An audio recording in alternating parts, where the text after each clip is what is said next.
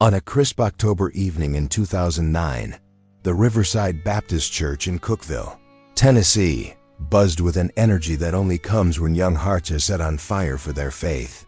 6 young adults gathered in the church basement, their faces illuminated by the soft glow of fluorescent lights as they finalized plans for what would become the most mysterious disappearance in the county's history. Before we continue, let us know where you're watching from, and don't forget to like this video and subscribe to the channel by clicking the icon in the bottom right corner of your screen. Now let's get into the story. Sarah Mitchell, 19 and bursting with spiritual fervor, spread a topographical map across the worn wooden table. Her finger traced the winding paths that led to Mount Lookout, a modest peak that rose like a gentle giant above the Tennessee countryside. "This is where God is calling us," she declared, her voice carrying the conviction that had made her a natural leader among the church youth. David Thompson, the 21-year-old son of Pastor Robert Thompson, leaned over the map with the careful attention his father had taught him to give to all things spiritual. His dark hair fell across his forehead as he studied the elevation markers and trail routes. "My dad says this mountain has been a place of prayer for generations," he said quietly. Cherokee used to consider it sacred ground. Rebecca Johnson, 18 and known to everyone as Becca, tucked a strand of her auburn hair behind her ear as she packed her worn leather Bible into her backpack. She had been battling doubts about her faith lately, questions that kept her awake at night, and she hoped this vigil would provide the clarity she desperately sought. Her parents had been hesitant about the overnight trip, but her mother finally relented, saying, "Sometimes we need to go into the wilderness to hear God's voice." Michael Rodriguez, 20 years old and the newest member of their tight-knit group, checked his flashlight batteries for the 3rd time. He had only been attending Riverside Baptist for 6 months, ever since his family moved to Cookeville from Nashville. His conversion from Catholicism had caused tension at home, but the warmth and acceptance he found in this youth group had become his anchor. "I brought extra batteries for everyone," he said, his slight accent still noticeable despite months of trying to fit in. Hannah Williams, 19, and the pastor's daughter from the neighboring town of Sparta, had driven over specifically for this vigil. Her father led a small Pentecostal congregation, but she had found deep fellowship with the Baptist youth group through a summer camp connection. She was known for her gift of prayer, often spending hours in intercession for friends and family. "I feel like God has something special planned for us up there," she said, her eyes bright with expectation. Joshua Carter, 22 and the group's unofficial worship leader, strummed his acoustic guitar softly as the others prepared. Everyone called him Josh, and his ability to lead others into heartfelt worship had made him invaluable to Pastor Thompson's youth ministry. He had been planning to propose to his girlfriend after this trip, the ring hidden safely in his bedroom drawer at home. "I've written a new song for our time on the mountain," he said, his calloused fingers finding familiar chords. "It's about being still and knowing that He is God." The plan was simple, as the best spiritual endeavors often are. They would drive to the base of Mount Lookout after evening service on Friday, hike the 3-mile trail to the summit by moonlight, and spend the night in prayer and worship. Saturday would be devoted to fasting, meditation, and seeking God's direction for their individual lives and their ministry together. They would return Sunday morning, refreshed and renewed, ready to share their testimonies with the congregation. Pastor Thompson had given his blessing, though not without reservation. "You kids be careful up there," he had said, his weathered hands clasped behind his back as he stood in his office doorway. "That mountain can be tricky at night, and cell service is spotty at best. But I trust in your judgment, David, and I know Sarah will keep everyone in line." The group had been meeting weekly for over 2 years, bonded by their shared desire to deepen their faith and serve their community. They had organized food drives, visited nursing homes, and even traveled to New Orleans the previous summer to help with hurricane cleanup efforts. This vigil felt like a natural progression of their spiritual journey together, a chance to seek God's face away from the distractions of daily life. As they loaded their supplies into David's pickup truck and Josh's sedan, The autumn air carried the scent of burning leaves and the promise of the first frost. Sarah had prepared a detailed checklist: water, non-perishable food, sleeping bags, first aid kit, compass, whistle, and enough warm clothing to survive an October night on a Tennessee mountaintop. Each member carried a Bible, a journal, and a heart full of expectation. The last person to see them was Martha Henderson, who ran the gas station at the intersection of Highway 111 and the old logging road that led to Mount Lookout. She remembered them clearly because they had asked for directions to the trailhead, even though David insisted he knew the way. Nice kids, she would later tell investigators, full of life and excitement. The young man with the guitar even hummed a hymn while he pumped gas. They purchased bottled water, trail mix, and Sarah bought a disposable camera, saying she wanted to document their spiritual journey. The receipt, timestamped at 8:47 p.m. on October 23, 2009, would become crucial evidence in the investigation that followed. As they drove away from Martha's gas station, their headlights cutting through the gathering darkness, none of them could have imagined that they were driving toward a mystery that would haunt their families and community for 15 years. The mountain loomed ahead, its familiar silhouette now seeming somehow different in the moonlight, as if it were keeping secrets that it had no intention of revealing. The gravel road wound upward through dense forest, past abandoned hunting cabins and forgotten homesteads. David's truck led the way, followed closely by Josh's sedan. Inside both vehicles, voices rose in familiar hymns, windows cracked despite the cool air to let in the sounds of the Tennessee night.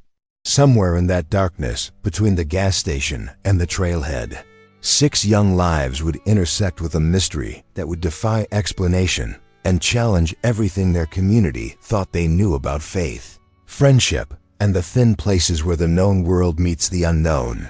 Chapter 2: Into the Wilderness.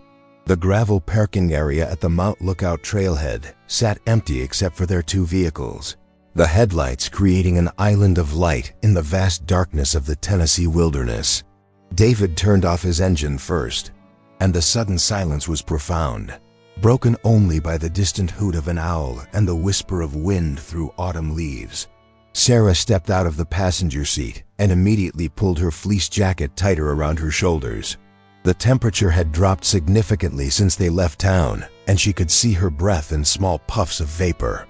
"It's beautiful up here," she said, tilting her head back to look at the canopy of stars visible through the bare branches overhead. "You can actually see the Milky Way." Josh emerged from his sedan, guitar case slung over his shoulder along with his hiking pack. He had driven with Hannah and Becca, and all 3 seemed energized by the adventure ahead. "I've never seen stars like this," Hannah said, her voice filled with wonder. Back home, the streetlights wash everything out. Michael and David began distributing gear from the truck bed, checking each person's pack to ensure they had everything needed for the overnight vigil. The first aid kit went to Becca, who had wilderness first aid training from her job at a summer camp. The emergency whistle went to Sarah, along with the detailed map she had studied for weeks. Josh carried the portable camping chairs they would use during their worship time. "Remember, it's a 3-mile hike to the summit," David said, consulting his father's old compass by flashlight. "The trail is well marked, but it gets steep in places. We stick together, no one goes ahead or falls behind." They formed a single file line with David leading, his beam of light picking out the white blazes painted on trees that marked the official trail. Sarah followed second, then Michael, Hannah, Becca, and Josh bringing up the rear. The forest around them was alive with the sounds of nocturnal creatures beginning their nightly routines. The first mile of trail wound gently upward through a mixed forest of oak, maple, and hickory trees. Their flashlight beams danced across the leaf-covered path, occasionally catching the gleam of a small stream or the startled eyes of a deer watching from the shadows. They walked mostly in comfortable silence, each lost in their own thoughts and prayers for the night ahead. "This reminds me of the psalm about walking through the valley of the shadow of death," Hannah said during one of their brief rest stops. "Not in a scary way, but in a trusting way, like we're walking into something holy." Becca, who had been questioning her faith lately, found herself surprisingly at peace in the darkness. The physical exertion of the hike and the presence of her friends created a sense of security she hadn't felt in months. "I keep thinking about Elijah going to Mount Horeb to meet with God," she said. "Maybe that's what we're doing too." As they climbed higher, the trees began to thin, and glimpses of the valley below appeared through gaps in the canopy. The lights of Cookville twinkled like earthbound stars, and the interstate looked like a ribbon of light stretching across the landscape. Michael, still adjusting to life in small-town Tennessee after years in Nashville, felt a deep sense of gratitude for these friends who had accepted him so completely. The second mile proved more challenging, with steeper grades and rockier terrain. They had to help each other over fallen logs and navigate around washouts where recent rains had carved new channels in the mountainside. Josh's guitar case occasionally caught on low branches, requiring the group to pause while he readjusted his gear. "You sure you need to bring that thing all the way to the top?" David asked good-naturedly during one such pause. "David, my friend," Josh replied with a grin, "you can't have proper worship without music. Besides, imagine how amazing, how great thou art is going to sound echoing across these valleys." During their third rest stop, they encountered their first sign that something might be unusual about this particular night. Sarah's flashlight beam picked up what appeared to be fresh tire tracks in a muddy section of the trail, which was odd since vehicles weren't allowed on the hiking path. "Probably just some hunters with ATVs," David suggested, though his voice carried a note of uncertainty. "Deer season doesn't start for another month, but some folks scout early." Michael knelt down to examine the tracks more closely. His father had taught him basic tracking skills during hunting trips when he was younger. "These look recent," he said. "Like maybe from today recent. And they're wider than ATV tires. More like a truck or SUV." The group spent a few minutes discussing the tracks before deciding to continue. Sarah made a mental note to mention them to the park rangers when they returned, thinking it was probably just someone who didn't know about the vehicle restrictions. The final mile to the summit tested their endurance as the trail switchbacked up the steepest section of the mountain.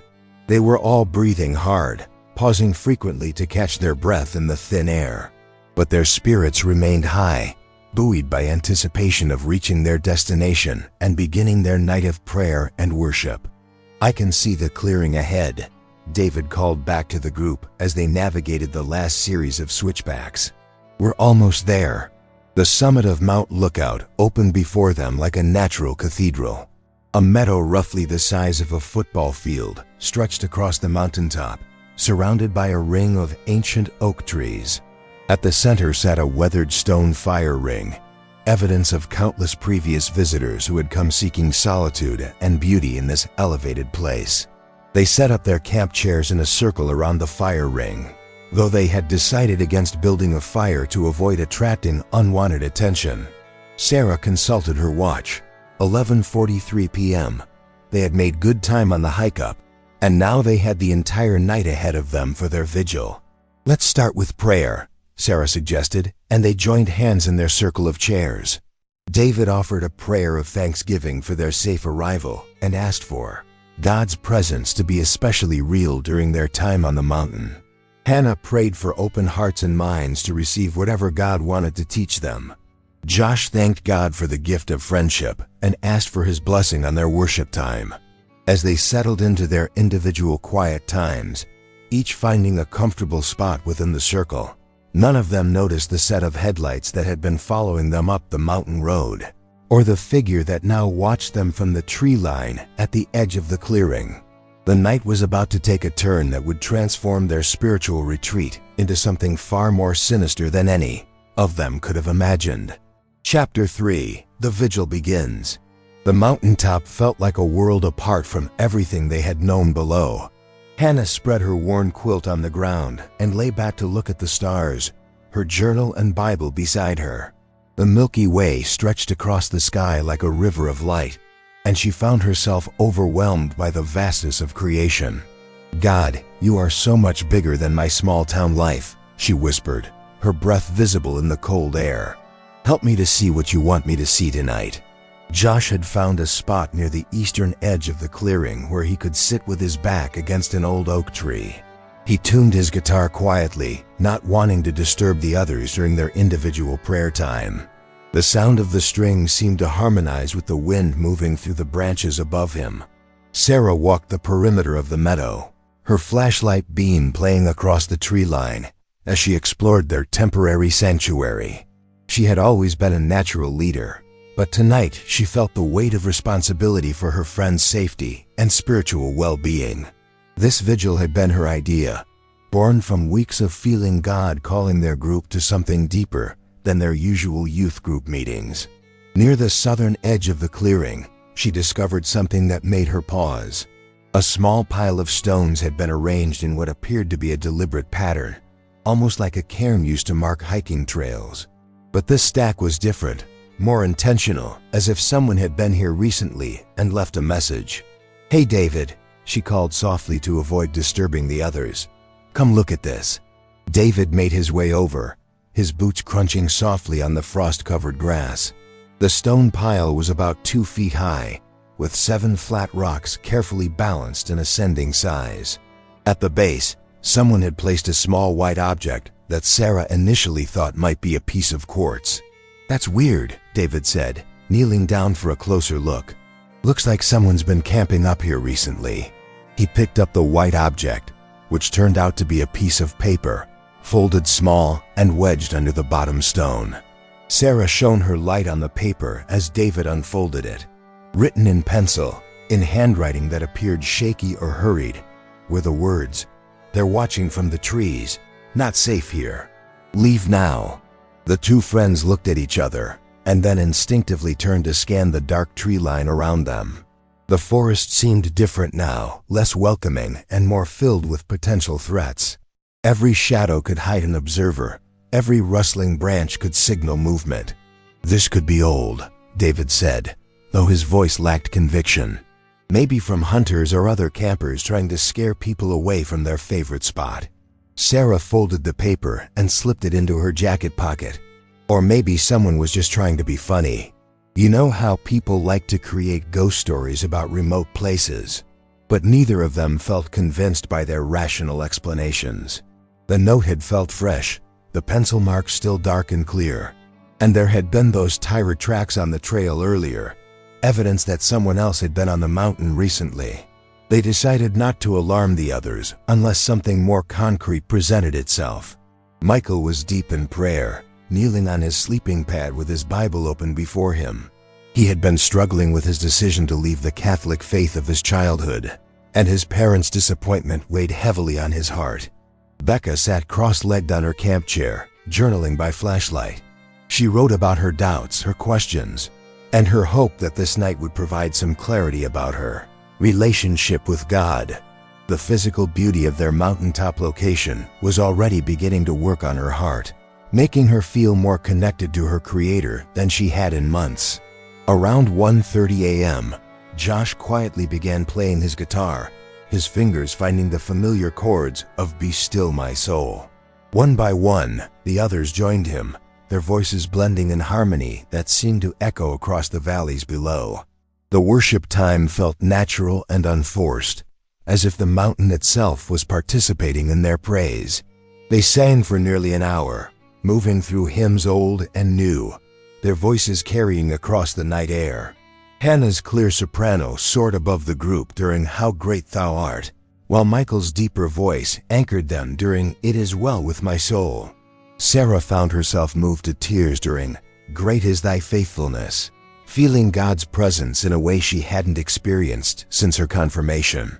During a quiet moment between songs, they all heard it at the same time, the distinct sound of a branch breaking somewhere in the forest around them. Not the natural crack of settling wood, but the sharp snap that comes when something heavy steps on fallen timber. Josh's fingers stopped moving on the guitar strings. Everyone froze, listening intently. The mountain seemed to hold its breath around them.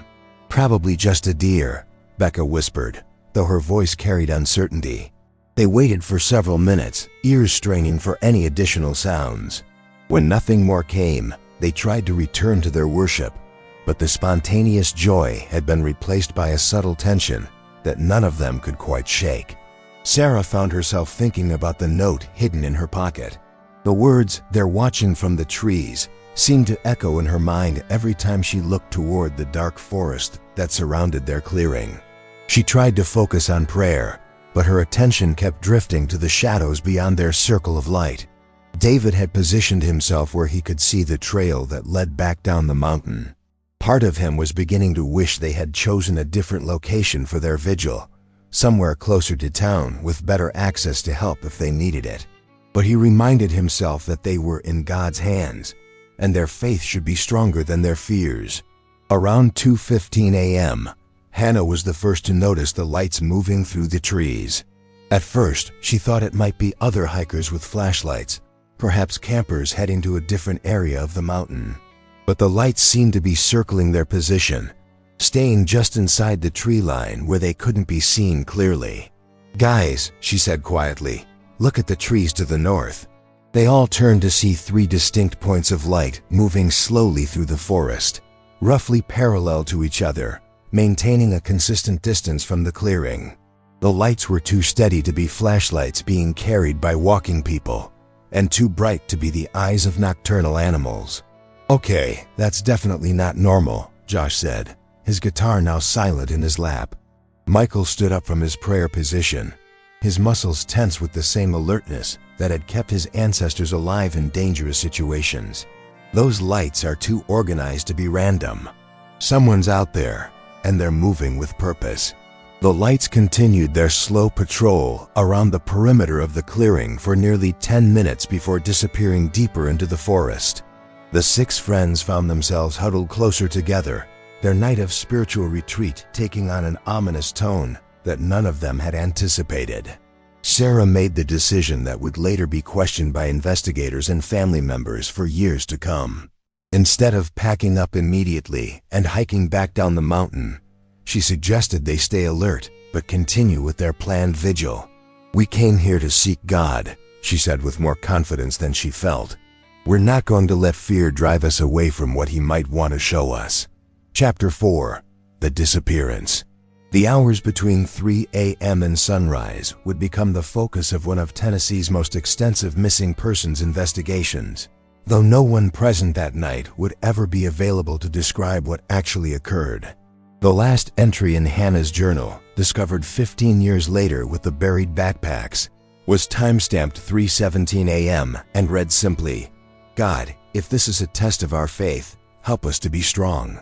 Sarah had decided to maintain a watch schedule, with 2 people staying alert while the others tried to rest. She and David took the first shift, positioning themselves on opposite sides of their small camp to keep eyes on the entire perimeter. The mountain had grown quieter since the mysterious lights disappeared, but neither of them felt comfortable enough to sleep. "I keep thinking about that note," Sarah whispered to David around 3:30 a.m. "What if someone was genuinely trying to warn us?" David adjusted his position against the oak tree where he had been sitting. "Then we should probably take their advice and head back down. This doesn't feel right anymore." But before they could wake the others and discuss leaving, they heard vehicles approaching on the road below. Not just one vehicle, but several, their engines growing louder as they climbed the winding path toward the mountain's base. The sound was wrong for this time of night and this remote location. Sarah pulled out her cell phone to check for signal, hoping to call her parents or Pastor Thompson for advice. The screen showed no bars, which wasn't unusual for this elevation, but somehow felt more ominous under the current circumstances. Michael, who had been dozing fitfully in his sleeping bag, sat up suddenly. "Those engines are getting closer," he said, his voice tight with concern. "How many vehicles do you think that is?" "At least 3, David replied, straining to listen. "Maybe 4. The sound of slamming doors echoed up from the direction of the parking area, followed by voices that were too distant to understand, but clear enough to confirm that multiple people had arrived at the mountain in the middle of the night. Josh was awake now too, his guitar safely zipped in its case as he tried to process what was happening. "Should we call out to them?" Becca asked, though her instincts were telling her to remain hidden. Maybe they're rangers or other campers. Hannah, who had spent years learning to trust her intuition through prayer, felt a deep unease that seemed to come from somewhere deeper than normal anxiety. "Something's wrong," she said quietly. "We need to leave, now." The voices from below were getting organized, and the group on the mountaintop could make out the sounds of equipment being unloaded and people moving with purpose. Flashlight beams began probing the forest, sweeping back and forth in patterns that suggested a coordinated search. Sarah made the decision that would haunt the investigation for years. Instead of immediately packing up and attempting to hike out, she suggested they move deeper into the forest and wait to see what the newcomers wanted. "If they're rangers, they'll identify themselves," she reasoned. "If they're not, we don't want to walk right into them on the trail." They quickly gathered their essential items, water, flashlights, cell phones, and Bibles, and moved quietly toward the western edge of the clearing. Their backpacks and sleeping bags remained behind, a decision that seemed prudent at the time, but would later provide crucial evidence for investigators. The forest on the western slope of Mount Lookout was dense with undergrowth and fallen timber, making quiet movement difficult. They tried to stay together while putting distance between themselves and their abandoned campsite, guided only by David's compass and their collective sense of direction. Behind them, they could hear the newcomers reaching the summit clearing. Voices became more distinct, though the words remained unclear. There seemed to be at least 6 or 7 different people, all male, speaking in low tones that suggested urgency or secrecy. "They found our stuff," Josh whispered as they heard someone calling out. "Hello? Anyone up here?" The 6 friends crouched behind a fallen log about 50 yards into the forest, trying to decide their next move. Sarah's leadership, so natural and confident in church settings, felt inadequate for this wilderness emergency. Every decision seemed to carry enormous consequences. Michael, whose background included some military training through ROTC, suggested they continue moving west and try to circle around to reach the trail from a different direction. "We know this mountain has other trails," he whispered. "If we can get to one of them, we can make our way down without going back through the parking area." It was 4:23 a.m. when they made their final decision together. Hannah's journal, found years later, contained one last entry made by flashlight. "We're going to try to get home. God, please protect us and help our families understand that we love them." They moved deeper into the wilderness, following what appeared to be an old logging road that wound down the western face of the mountain. The voices from their abandoned campsite grew fainter, though they could still see flashlight beams sweeping through the trees behind them. What happened next would remain a mystery that defied explanation and challenged every investigative resource available to law enforcement. The 6 young people, bonded by faith and friendship, vanished into the Tennessee wilderness as completely as if they had never existed. The last physical evidence of their presence was a set of footprints found by search teams 3 days later, about a half-mile down the old logging road. 6 distinct sets of prints, clearly moving together, abruptly ending at a small clearing where the ground was too hard and rocky to hold impressions. Their abandoned campsite told a story of hasty departure but not panic. Sleeping bags were left unzipped but not scattered. Backpacks remained packed and organized. Hannah's journal lay open to her final entry, the ink still dark on the page. Josh's guitar sat in its case, carefully zipped and propped against the oak tree where he had been sitting. The people who had arrived during the night left no trace beyond tire tracks that disappeared on the paved road below. No fingerprints, no dropped items, no evidence of who they were or what they had wanted on Mount Lookout that October night in 2009. For 15 years, the case remained open but cold. Search teams scoured thousands of acres. Investigators followed hundreds of leads. Family members never stopped hoping and praying for answers. But Mount Lookout kept its secrets, as mountains often do, waiting for the right moment to reveal what it had witnessed on that autumn night, when 6 young lives intersected with forces that would forever change everyone who loved them. Chapter 5: The Discovery. 15 years later, on a crisp Saturday morning in March 2024, Eagle Scout Troop 247 from Cookville was conducting their annual wilderness survival training exercise on the eastern slopes of Mount Lookout. What they discovered that day would finally bring some answers to one of Tennessee's most enduring mysteries, though it would raise just as many new questions. 16-year-old Tyler Brennan was practicing orienteering skills when his compass led him to a small ravine about 2 miles from the main trail system. The area was thick with mountain laurel and rhododendron, the kind of terrain that most hikers avoided due to the fickle terrain and dense undergrowth. Tyler was bushwhacking through the undergrowth when his foot caught on something buried beneath years of accumulated leaves and forest debris. Initially thinking he had stumbled over a root or rock, he began clearing away the organic matter to free his boot. What he uncovered made him call immediately for his scoutmaster. "Mr. Peterson, you need to see this." James Peterson, a retired forest ranger who had been leading scout troops for over 20 years, made his way through the dense vegetation to where Tyler stood pointing at the ground.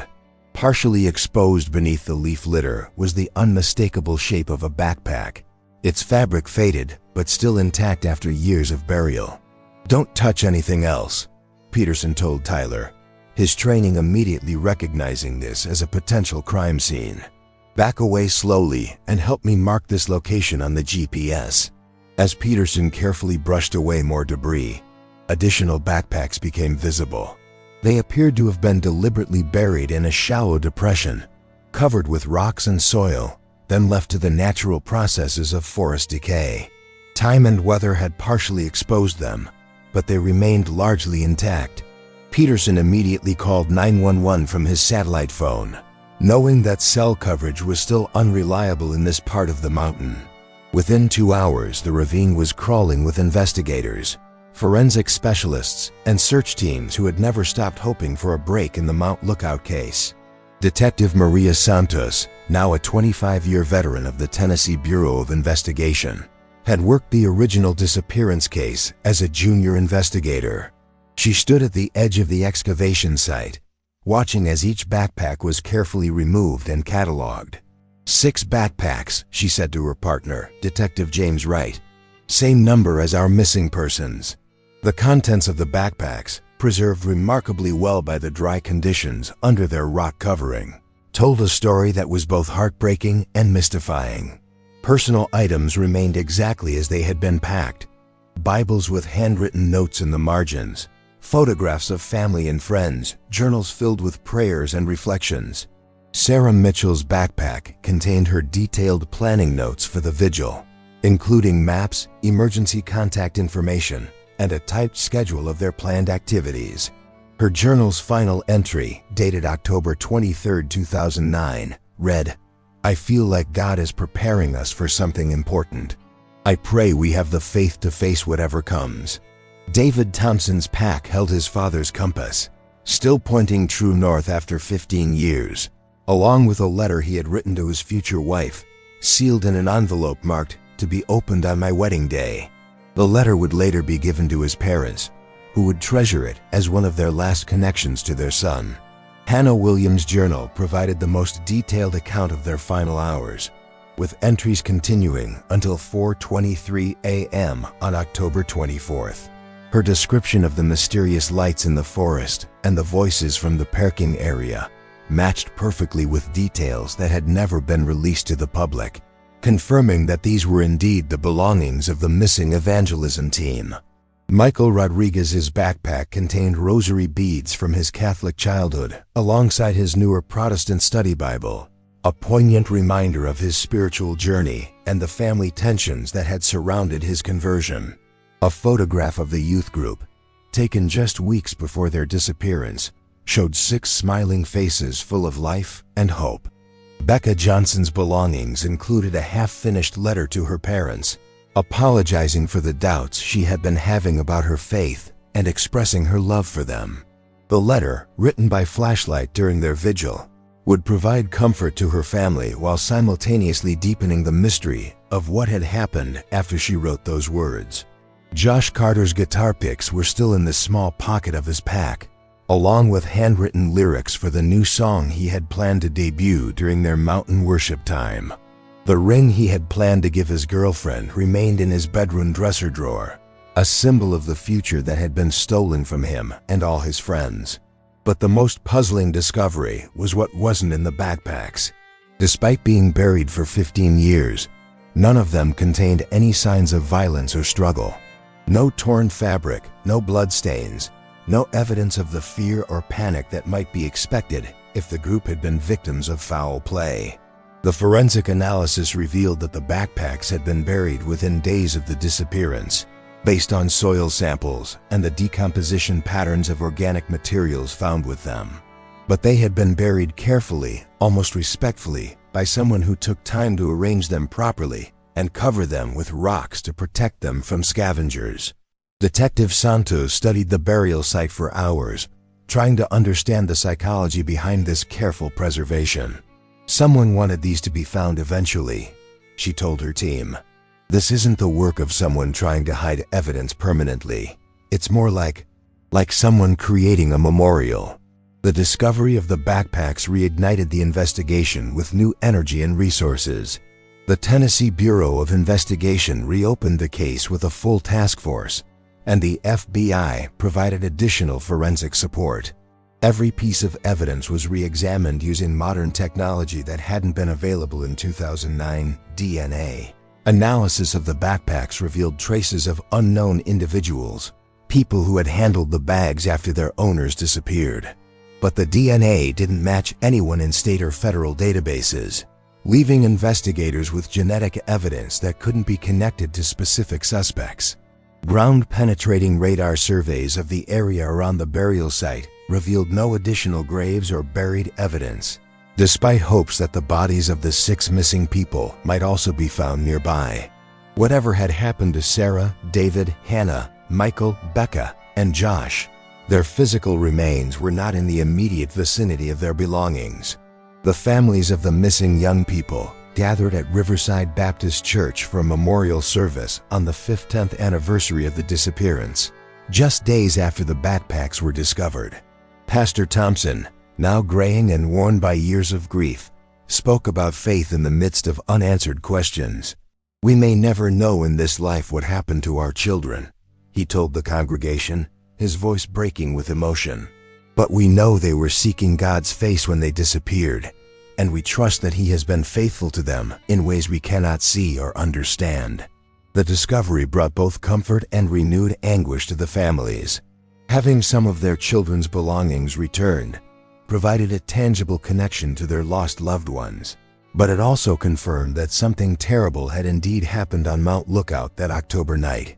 Martha Henderson, now retired from her gas station but still living in the area, visited the church service to pay her respects. "I still remember them coming through that night," she told reporters afterward. "Such good kids, full of life and faith. Whoever did this to them, I hope they find peace with God, because they'll have to answer for what they've done." The investigation continues to this day, with new leads being pursued and old evidence being re-examined with fresh eyes and advanced technology.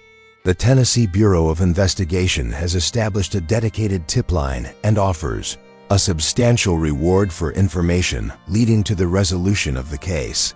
But Mount Lookout remains largely unchanged, its summit still drawing hikers and campers seeking solitude and natural beauty. The stone fire ring where the 6 friends planned to hold their vigil still sits in the center of the meadow, now accompanied by a small memorial plaque placed there by their families. The plaque bears a simple inscription: "In memory of Sarah, David, Hannah, Michael, Rebecca, and Joshua. They sought God's face and found eternal peace. Their light continues to shine in the hearts of those who love them." Local hiking guides now tell the story of the Mount Lookout 6 to visitors, not as a ghost story or cautionary tale, but as a reminder of the preciousness of life and the importance of faith in the face of life's deepest mysteries. Their story has become part of the mountain's history, joining the countless other human dramas that have played out across these ancient peaks. Detective Santos, now leading the reopened investigation, believes the answer lies somewhere in the 15-year gap between the disappearance and the discovery of the backpacks. Someone has been carrying this secret for a decade and a half, she said during a recent press conference. Secrets that heavy don't stay buried forever. We're hopeful that the discovery of these belongings will encourage someone to come forward with information. The case has generated renewed interest from true crime podcasters, documentary filmmakers, and amateur investigators who scour online forums looking for connections and clues. But for the families, the media attention is a double-edged sword, bringing both hope for answers and painful reminders of their loss. Sarah's mother, Janet Mitchell, now volunteers with a national organization that helps families of missing persons navigate the complex emotions and legal challenges of having a loved one disappear without explanation. The discovery of Sarah's backpack brought her back to me in a way, she said during a recent interview. I could smell her perfume on her Bible, even after all these years. It was like having a piece of her return home. David's father, Pastor Robert Thompson, has struggled with questions about God's protection and the mystery of unanswered prayer. His sermons in the years following his son's disappearance often focused on the biblical story of Job, exploring themes of faith in the midst of inexplicable suffering. I may never understand why God allowed this to happen, he said, but I choose to trust that David is safe in his hands, beyond the reach of whatever evil touched him that night. The investigation has revealed that Mount Lookout has a history of unusual activity that predates the 2009 disappearance.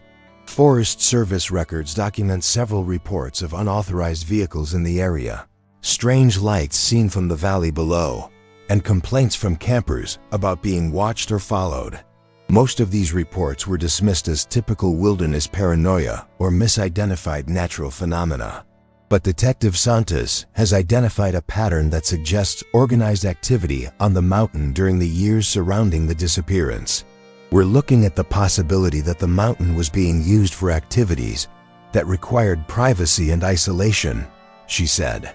Drug manufacturing, illegal weapon storage, or other criminal enterprises that couldn't tolerate witnesses. The theory that has gained the most traction among investigators is that the 6 young people stumbled into something they weren't supposed to see. Their Vigil location, visible from much of the surrounding forest, may have provided them with a view of activities that were supposed to remain hidden. Their disappearance may have been a tragic case of being in the wrong place at the wrong time. Josh's girlfriend, who is since married and started a family, still keeps the engagement ring he never had the chance to give her. She visits his memorial plaque on the anniversary of the disappearance each year, bringing flowers and spending time in prayer. I know he's at peace, she said, but I pray every day that we'll finally get answers about what happened to him and his friends. The families have established a scholarship fund at Tennessee Tech University in memory of the Mount Lookout 6, providing financial assistance to students pursuing careers in ministry, social work, or criminal justice.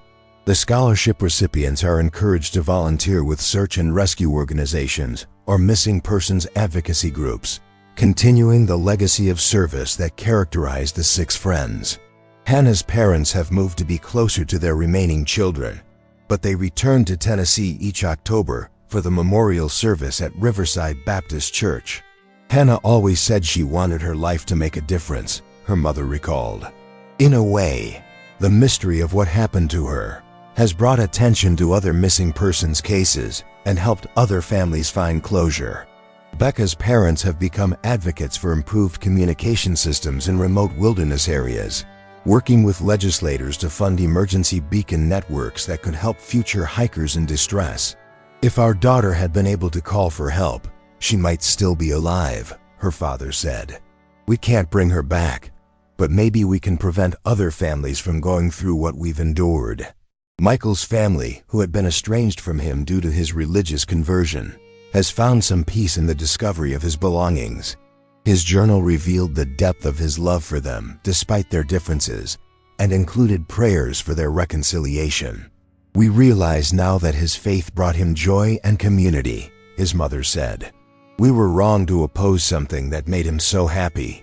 The Mount Lookout case has become a training scenario for search and rescue teams across the Southeast, illustrating the challenges of wilderness, investigations, and the importance of preserving evidence even when immediate answers aren't available.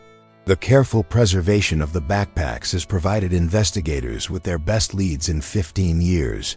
As the investigation continues, the mountain itself remains a place of pilgrimage for those touched by the story. Hikers leave crosses, flowers, and prayer requests at the memorial plaque. Youth groups from churches across the region visit to pray and reflect on the themes of faith, friendship, and the mysteries of God's will. The case serves as a sobering reminder that even in our modern, connected world, people can simply vanish without explanation. But it also demonstrates the power of persistent love, unwavering faith, and the human refusal to give up hope in the face of the impossible. The story of the Mount Lookout 6 continues to evolve, not just as a criminal investigation, but as a testament to the bonds of friendship forged in faith and the enduring power of love to transcend even the darkest mysteries. Their legacy lives on in the lives they touched, the questions they've raised, and the hope they continue to inspire 15 years after that October night, when 6 young hearts set out to seek God's face on a Tennessee mountaintop. Whatever happened to Sarah Mitchell, David Thompson, Hannah Williams, Michael Rodriguez, Rebecca Johnson, and Joshua Carter, their story has become part of something larger than themselves. In their disappearance, they have reminded an entire community about the preciousness of life, the importance of cherishing our loved ones, and the necessity of faith when facing life's most incomprehensible challenges. The investigation continues, the family still hope, and Mount Lookout keeps its secrets. But the light that these 6 young people brought into the world continues to shine, undimmed by time or mystery, a beacon of hope for all who refuse to let darkness have the final word. This case reminds us to treasure every moment with our loved ones and to never take for granted the gift of community and faith. Life is precious and fragile, and we must hold tight to the people who matter most to us. If you found this story compelling, please subscribe to our channel and hit the like button. Share your thoughts in the comments below and let us know if you have any information about missing persons cases in your area. Together, we can keep hope alive for families still searching for answers.